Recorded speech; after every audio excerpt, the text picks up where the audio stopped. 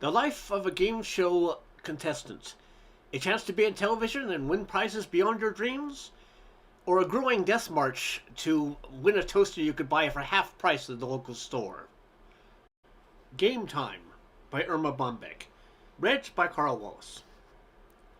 The other morning I watched 5 game shows in a row on television. I wanted to turn them off, but I was too mesmerized by the contestants. The first one was a frail woman who said, "I'm a simple average housewife," then proceeded to win a toaster by humming the fight song of Bangladesh High. The second one said she was a mother of 7, that spewed the fuel formula for the Russian Soyuz 11 space flight last year. The third was also a typical suburban housemaker, who won a year's supply of tulip bulbs, realizing that the Sixth Crusade in Europe was led by Frederick II in 1228. I thought it was Billy Graham in 1965. After I flipped off the TV set, I sat there stunned for a minute. Not only can I not remember what I had for breakfast 3 hours before, but I realized that mentally I had let myself go to pot. My vocabulary had dwindled to 3 Buckley-type words. Erudite, meaning smart, which I didn't use for years because it sounded dirty. Deciduous, to lose one leaves, which I read off a tree at the garden center. And noxious, which I overheard my 10-year-old use to describe my casserole. I think it means you can't get it without a prescription. At Card Club, I broached the subject.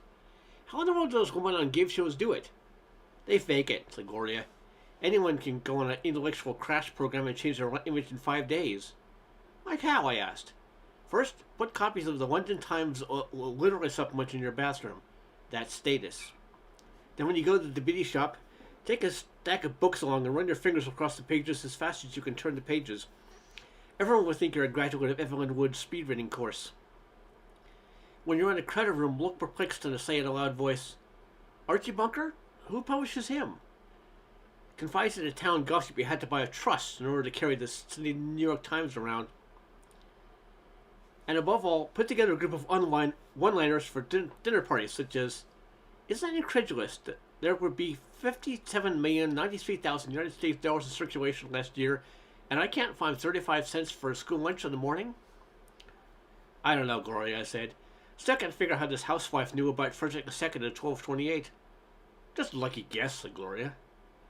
"Look," said Jackie, throwing in her hand, "let me give you a piece of advice. Don't get hooked on game shows. I once watched game shows every day for a week. I began with the Gong Show there for breakfast, and didn't stir from in front of the set until, to tell the truth, went off at 7:30. By the time I had undergone a complete personality change. I saw Nipsey Russell everywhere. I wanted a 5p dinette set for remembering my own name. I pushed imaginary buzzer to shout out for no apparent reason, "I'll bet $20 in the red." Dinner was a challenge. Couldn't remember if it was door number 1, the oven, door number 2, the freezer, or door number 3, the cupboard. Also, I couldn't seem to be able to concentrate on what anyone was saying. I'd just smile and mumble, "I want to come back tomorrow and try for the car." One game, Break Up a Marriage, intrigued me. You know, it's the game where a wife tries to answer the questions the way she thinks her husband will answer and vice versa. Actually, it's a shortcut to World War III. When my husband came home, I had to know, what would you say would be the most embarrassing moment at our wedding? When our kids showed up. Isn't that just like you to be cute when there are his and her motorbikes running on an answer? Okay, if you want a straight answer, when your mother arrived at the wedding in a hearse, dressed in a black veil.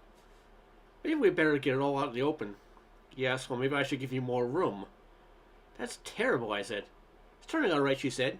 Next week we're both contestants on a new show, Trial Separation. Despite what Gloria and Jackie said, I still have nothing but admiration for the men and women who compete on these shows. Every week the games seem to get more involved, the prizes more fabulous, and the contestants more friends-lead. I've seen these poor housewife contestants run the emotional yo-yo from hysterical to rabid. Frankly, I don't know how much longer they can continue under the strain. For example, I watched a new game show last week that was called simply Coronary. It was relatively simple to follow. A contestant was asked to select a number that corresponded to a balloon. When she broke it, a little card fell out telling her what she'd won.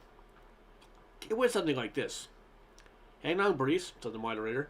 "Do you know what you've just won?" Bernice shakes her head numbly. "You've won $125,000. As the band plays Happy Days Are Here Again, Bernice jumps 50 feet off the floor and throws her arms around the moderator's neck and begins to weep uncontrollably. He holds his hands up for silence. In Italian lira, Bernice. Do you know how much that is in American money? About $48.12. Too bad, Bernice, but wait.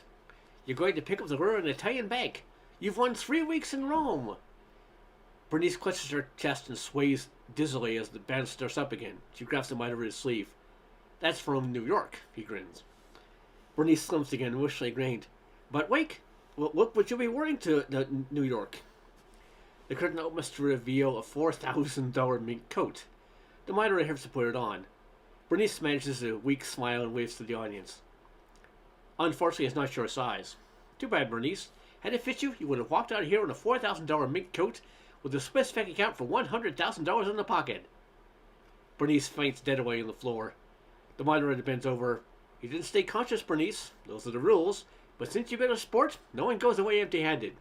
For your consolation prize, we have a personalized pacemaker. Let's hear for Bernice. The way I see it, it's only a matter of time before game show contestants will turn pro.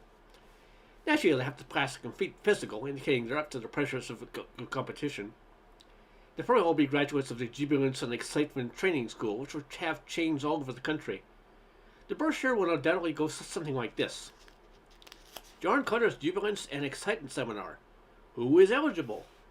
People over 18 years of age who can pass the grueling physical requirements. A. Jumping higher than Bob Barker's head. B. Ignoring the symptoms of a coronary when you've just won a trip to Athens, Georgia and not Greece. C. Sitting 4 hours under a barrage of hot lights dressed as a battery until called on by Monty Hall and still becoming hysterical. Curriculum. Whimpering and quivering, 3 credit hours.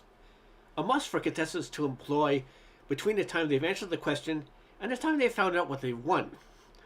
It includes biting your lip until it bleeds, wringing hands, listen to the audience shout obscenities, and roll the eyes back in the head until whites are showing.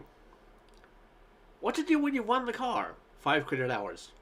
An in-depth study of hysteria taught by the winner of a 1953 Chevy who won it by knowing Gentle Ben's nickname. Hugging and kissing TV game shows need not be fatal, 3 credit hours. Pressure points around the throat, cutting out breathing with your body, and lifting hose off the floor are outlined. What to do when the chest pains come? Know which shows have oxygen, and which was expected to be a sport about a coronary. Remember, there was no jubilance and excitement in passing out. Look like a loser to the IRS. Handy tips on how to stagger by the IRS man carrying a bag of gold and still hang on to your citizenship. Remember, game shows can hurt you. Be a pro. What a shame. It'll be too late for Bernice. The end.